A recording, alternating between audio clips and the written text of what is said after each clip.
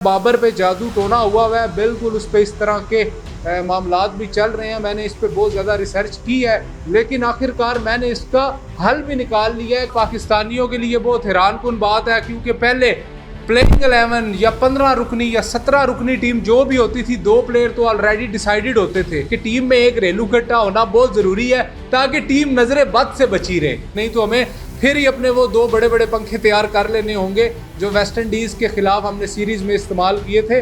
Multan test तो यकीन करें उनको बता के 6 मारेंगे कि ये लेग पे 6 है, ये ऑफ पे 6 है, ये स्ट्रेट 6 है। तो वो इस तरह के बहुत ज़्यादा लोअर एवरेज बॉलर है। आकिब जावेद का ये कहना था कि जो लड़के परफॉर्म कर रहे हैं उनका टीम में रहना जरूरी है। बाबर आजम और Mohammad Rizwan tri nation series और एशिया कप के लिए ड्रॉप हो गए हैं, मतलब वो टीम में नहीं है। एशिया कप की टीम अनाउंस होगी, जो ट्राई नेशन सीरीज में स्क्वाड खेलेगा वही एशिया कप में खेलेगा। इस बार पाकिस्तानियों के लिए बहुत हैरानकुन बात है, क्योंकि पहले प्लेइंग 11 या 15 रुकनी या 17 रुकनी टीम जो भी होती थी, 2 प्लेयर तो ऑलरेडी डिसाइडेड होते थे कि मोहम्मद रिजवान और बाबर आजम तो खेलेंगे ही खेलेंगे, बाकी देखते हैं कौन है। तो इस बार पाकिस्तानियों ऐसा नहीं हुआ। वो आपके सामने है, क्यों नहीं हुआ? क्योंकि वो परफॉर्म नहीं कर रहे बहुत अरसे से। और माइक हसन से भी उनका सवाल किया गया, आकिब जावेद से भी, उसका भी मैं आपको जवाब बताता हूं कि उन्होंने स्पेसिफिकली बाबर आजम पे उन्होंने क्या बोला।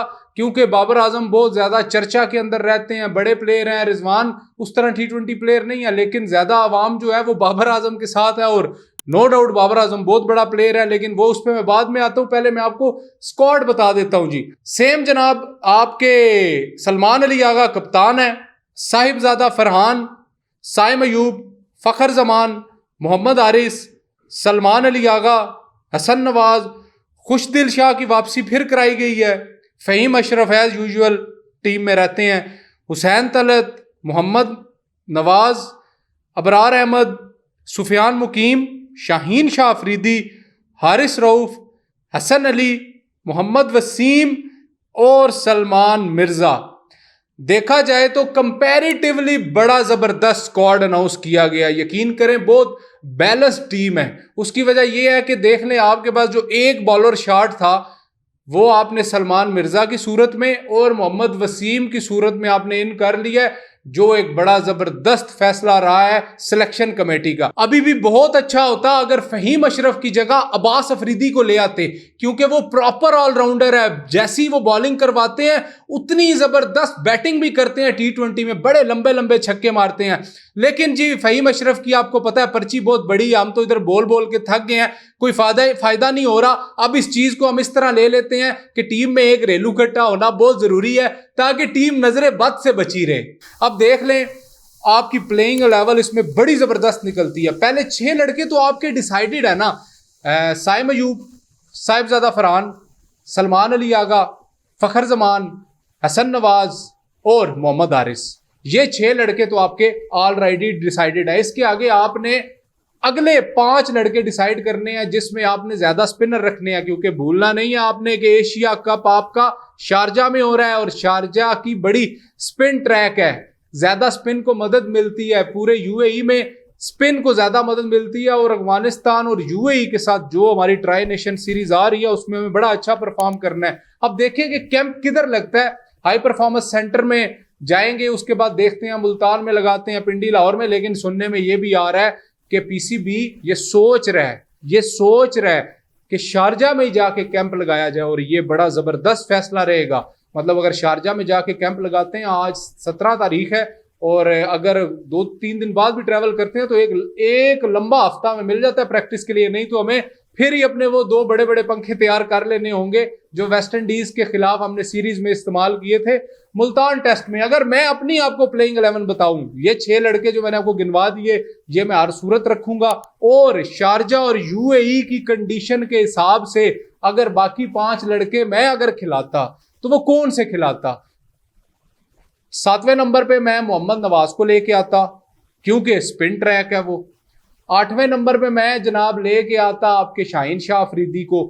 9वें नंबर पे मैं आप लेके आता सलमान अली मिर्जा को। 10वें पे अबरार अहमद आता और 11वें पे सुफियान मुकीम आता। ये आपकी बेस्ट टेस्ट प्लेइंग लेवल है। लेकिन कभी कभी विकेट डिफरेंट बिहेव कर रही होती है, आपको कभी कभी बॉलर ऑलराउंडर के साथ जाना होता है या बैट्समैन ऑलराउंडर के साथ जाना होता है, या फिर अगर मोहम्मद हारिस की पेस की जरूरत पड़ी तो उनको चेंज कर लेना मेरा ख्याल है बेस्ट रहेगा सिचुएशन के हिसाब से। या फिर फहीम अशरफ की तो खैर वो आउट ऑफ द क्वेश्चन है, वो तो आएंगे नहीं ना, उनको तो वैसे ही ट्रैवल करवाया। और हुसैन तलत की मुझे समझ नहीं आई उसे क्यों खिलाया गया स्पेशली इन पिचेस पे, क्योंकि वो बैट्समैन ऑलराउंडर है, वो बॉलर नहीं है, सीधी सीधी बॉल करवाते हैं। और अगर किसी अच्छी टीम के सामने वो आ गए तो यकीन करें वो उनको बता के 6 मारेंगे कि ये लेग पे 6 है, ये ऑफ पे 6 है, ये स्ट्रेट 6 है। तो वो इस तरह के बहुत ज्यादा लोअर एवरेज बॉलर है वो, इसलिए उनका भी मैं जिक्र नहीं करूंगा। मोहम्मद नवाज, सुफियान मुकीम, अबरार अहमद, देखें अब इनके साथ क्या होगा जब आपके 5 बॉलर पूरे हो जाएंगे ना,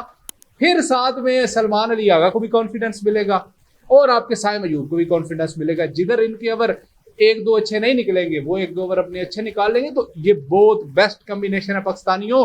बिल्कुल नहीं घबराना कि मोहम्मद रिजवान और बाबर आजम क्यों नहीं है, वो इसी वजह से नहीं है, अपनी परफॉर्मेंस की वजह से नहीं। अच्छा जी, माइक हसन से सवाल किया गया कि बाबर आजम टीम में नहीं है तो इसके बारे में आप क्या कहते हैं, तो उनका ये कहना था कि इट्स वेरी हार्श, के बोलना पड़ रहा है मुझे कि बाबर आजम बहुत ज्यादा आउट ऑफ फॉर्म है। वेस्ट इंडीज के खिलाफ उन्होंने 3 ओडीआई खेले, एक में उन्होंने 47 स्कोर किया लेकिन वो भी लो रेट से खेले क्योंकि मुश्किल कंडीशन थी, और बाकी 2 मैचेस में परफॉर्म नहीं कर पाए।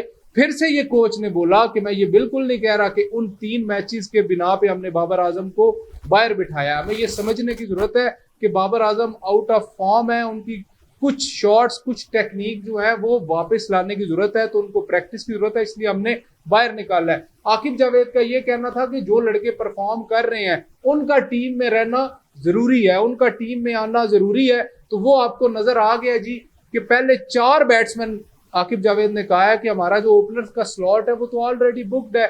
साहिबजादा फरहान 6 मैचेस में, पिछले 3 मैचेस में उन्होंने मैन ऑफ द मैच लिया, 6 में से 3 मैचेस में। फखर जमान, वो तो आपको पता है ना, अरफन मोल है आपके वाइट बॉल क्रिकेट में, इतना कंसिस्टेंट प्लेयर कोई है ही नहीं जितना फखर जमान है। साइम अयूब भी अच्छे टच में है, T20 में अच्छे टच में है। हसन नवाज तो लाजवाब है। सलमान अली आगा ने, कप्तान उन्होंने तो वैसे खेलना था, और मोहम्मद हारिस कीपर है। तो बाबर आजम की परफॉर्मेंस बेस पे जगह टीम में नहीं बनती थी। और कुछ लोग कह रहे हैं बाबर पे जादू टोना हुआ है, बिल्कुल उस पे इस तरह के मामलात भी चल रहे हैं। मैंने इस पे बहुत ज्यादा रिसर्च की है, लेकिन आखिरकार मैंने इसका हल भी निकाल लिया है कि बाबर आजम के इस जादू टोने से निकलने का और वापस अपनी फॉर्म में आने का क्या तरीका है, वो मैं आप लोगों को अगली वीडियो में अपने में पॉइंट वाइज बताऊंगा कि बाबर आजम किस तरह इस जादू के चुंगल से बच सकते हैं। अपने इस चैनल का ख्याल रखिएगा, क्योंकि इधर होगी वही बात जो है एक रियल क्रिकेट फैन के दिल की आवाज।